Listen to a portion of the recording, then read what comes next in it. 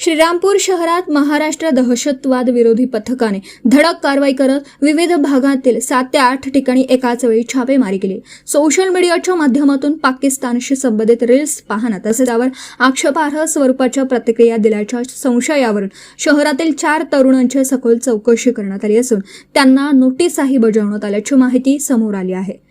मिळालेल्या प्राथमिक माहितीनुसार पाकिस्तानातील कथित गुन्हेगारी टोळ्यांशी संबंधित काही व्यक्तींशी श्रीरामपूरमधील काही तरुणांचा संपर्क असल्याची माहिती तपास यंत्रणांना प्राप्त झाली होती। या माहितीच्या आधारे एटीएसने नियोजनबद्ध पद्धतीने शहरातील विविध भागांमध्ये छापेमारी करत संशयित व्यक्तींची चौकशी सुरू केली।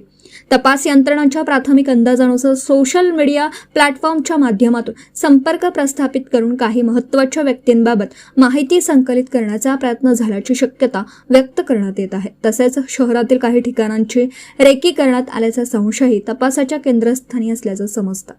कारवाई दरम्यान संशयितांकडील मोबाईल फोन, इलेक्ट्रॉनिक उपकरणं तसेच सोशल मीडिया व्यवहारांशी संबंधित काही माहिती तपासासाठी ताब्यात घेण्यात आली आहे।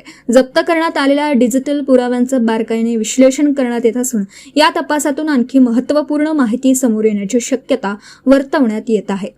या संपूर्ण प्रकरणाचा विविध अंगांनी तपास सुरू असून एटीएस कडून अधिकृत माहिती अद्याप जाहीर करण्यात आलेली नाही।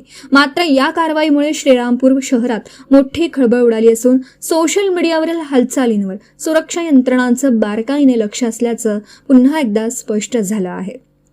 माझं गाव चॅनलसाठी स्वप्नील सोनार, श्रीरामपूर।